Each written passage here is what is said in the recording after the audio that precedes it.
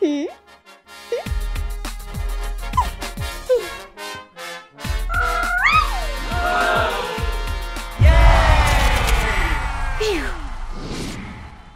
there. We are here to talk to you today about the rather unusual way that Ginny and I talk to each other. Yeah, I think sometimes people who don't understand why we're saying what we're saying think we're just really dumb. So we wanted to explain some stuff that you might hear us say. A lexicon, if you will. A lexicon of Ginny and Dana, exactly. One thing you probably hear us say a lot if you listen to us talk is we use the word thiggin instead of the word thing. Spelled T-H-I-G-N. We did not come up with this. There is a comic on Tumblr. It's illustrating a person. This is gonna make it not sound funny. It's illustrating a person who is like mustering up the courage to draw something. It's by a Tumblr user who used to be called Casually Butts, which was such a great name, but is now known as Corgle, C-O-R-G-L-E.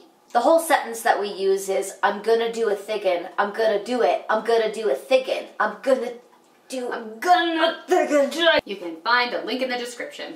Probably. Are we gonna do that? Yeah. The next thing that we use frequently with each other is a reference to a wonderful comic that many of you might be familiar with, a short comic called Party Cat. Party Cat is a short series of comics that Anthony Clark did. A guy adopts a cat and this cat just really, really loves to party. Hey, I need to talk to you Is it about parties? It's about parties. So oftentimes we'll say, party.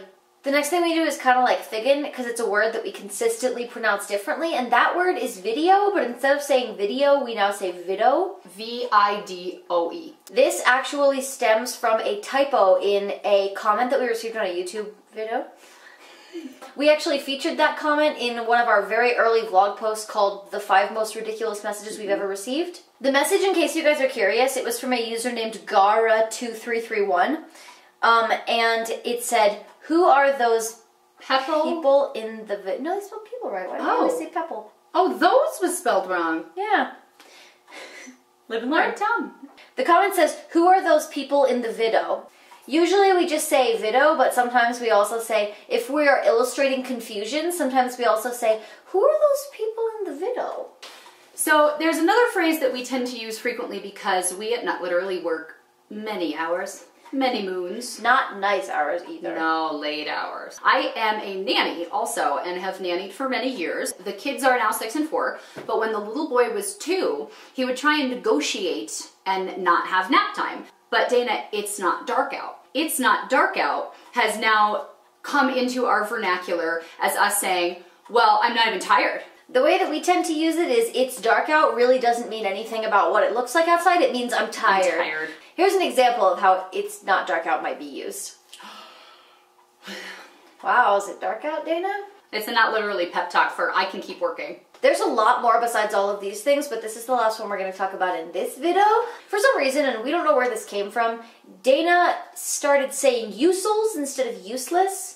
Which presumably is how useless would be pronounced if it only had one S on the end. It looks more like usels. And in truth, it might have been Eric. I don't even remember how it started. It just kind of came into being. When I noticed it, both Dana and Eric were saying it. They would say, like, no, that's no good, it's usels. Being a student of linguistics, I, of course, extrapolated from this, and we added on pointles, worthles, and hopels. Usels, worthles, pointles, hopels. So there you have it.